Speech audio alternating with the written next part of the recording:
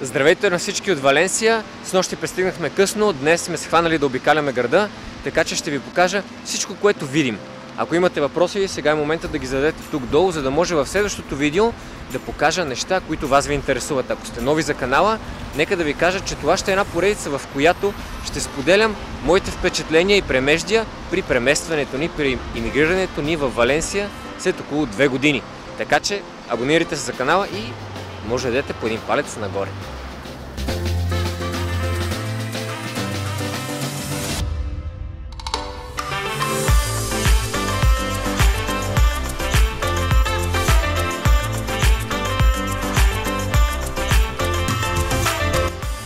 Не, здравейте, ти ще участваш в влога? Да. Здравейте от мен, Трифун. Пред мен, Ели. Обещавам, ще ви покажа какво има в багажа в прошлото. Обещавам, съвсем скоро ще ви покажа какво има в багажа, не сме стигнали до там. Излезнахме бързо днес, показвам ви палмите и тръгваме на разходка из Валенсия. Това, което ни прави впечатление е, че въпреки високите температури е по-влажно и се чувства леко студено.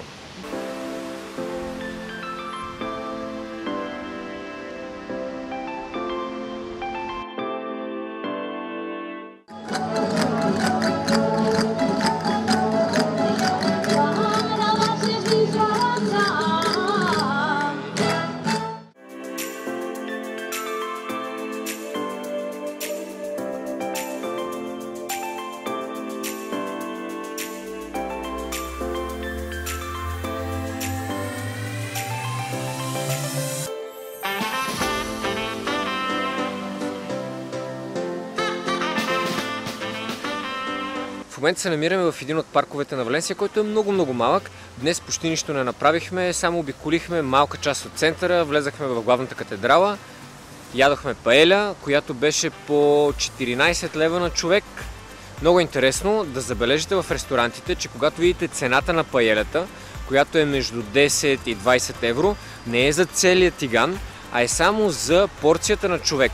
И ако сте 4 човека, плащате 4 по 14. Ако сте двама по 14, много рядко се сервира единична порция паеля. Хапнахме и десерт, пихме и кафе и сега сме тръгнали към Сухата река. Една река, която е пресушена, тъй като е заливала града, когато валяло дъжд. Сега се е пресушили и се е направили един огромен парк, който обикаля града.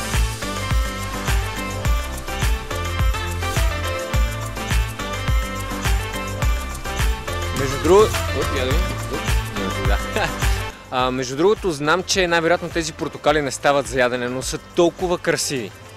Толкова са красиви, оранжеви, правят ти денят просто щастлив и цветен. Наистина не е преекспонирано. Виждаш портокали по улицата. Защо не? Защо не?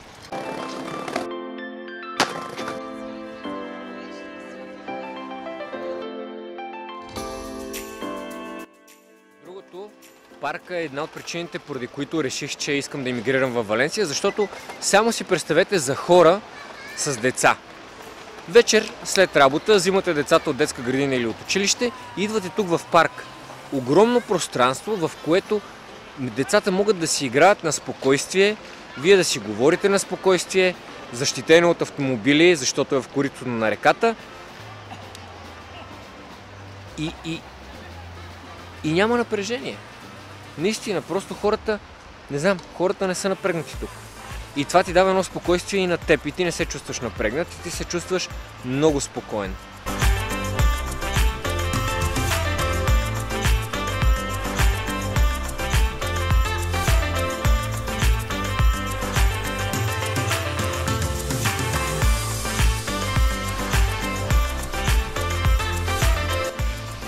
Бях ви споменал в предишния влог, че се запознахме по интернет с един приятел, фотограф, колега, с който решихме заедно да пътуваме с неговото семейство и моето семейство.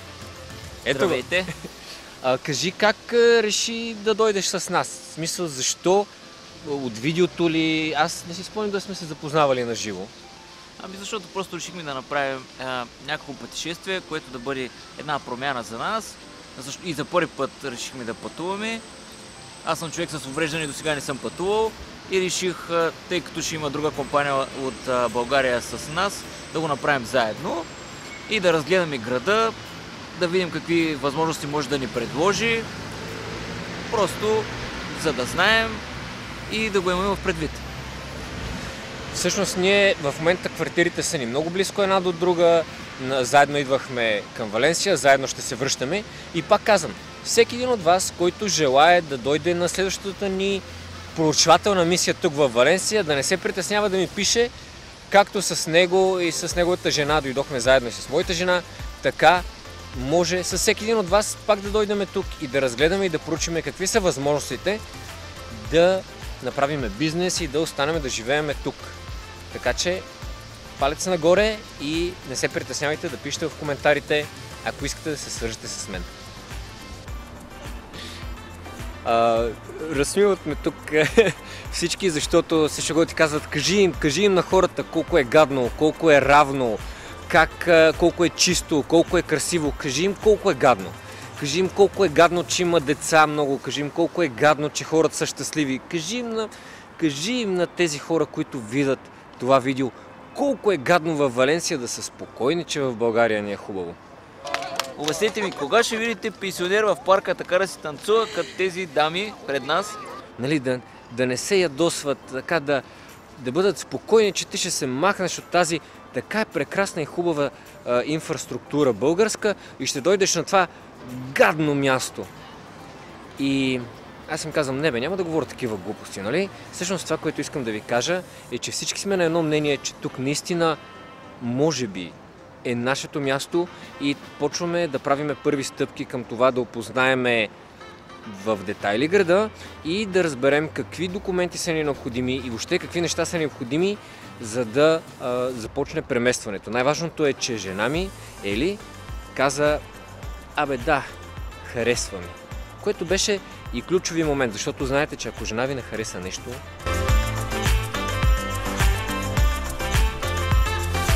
този град на изкуството просто е всеки един ъгъл е перфектната снимка и перфектния кадър. Всеки един ъгъл тук е перфектната снимка и перфектния кадър. Имам чувство, че може да седиме с месеци, с седмици тук и няма да ни писне да снимаме и да откриваме нови и нови красиви неща.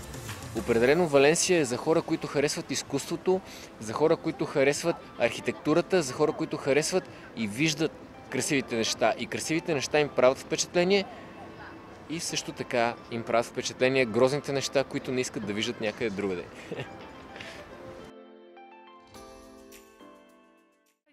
Hi. Oh, I have my own song, so I can do that. Okay.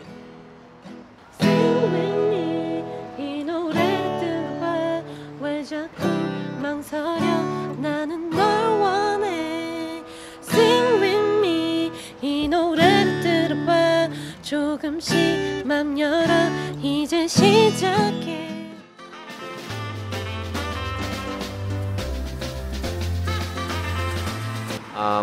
Честно да си призная, малко се бях притеснил дали наистина жена ми ще хареса самото място, защото знаете, че то си е индивидуално до човек. Но само като гледам как седи и се оглежда и забелязва нещата, които и аз забелязвах, когато дойдох за първи път, осъзнах, че наистина ще се преместим тук да живеем.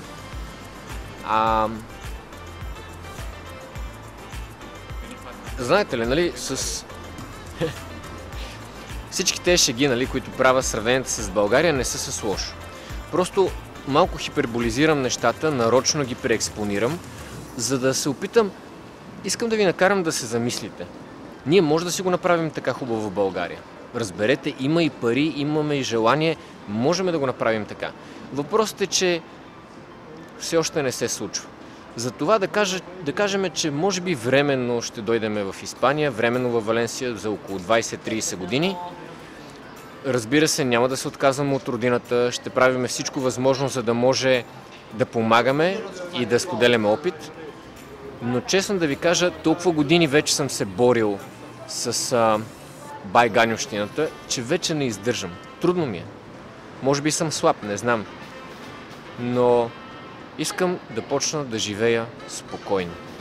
не искам напрежение, не искам негативни новини, искам спокойствие, искам усмихнати хора около мен. Това е. Имайте предвид, че никой не е емигрирал от страната си от хубаво. Нали? Никой не е емигрирал, защото в страната му е много хубаво. Така си мисля. Така де, може да напишете долу в коментарите какво смятате, дали сте на същото мнение или сте на различно.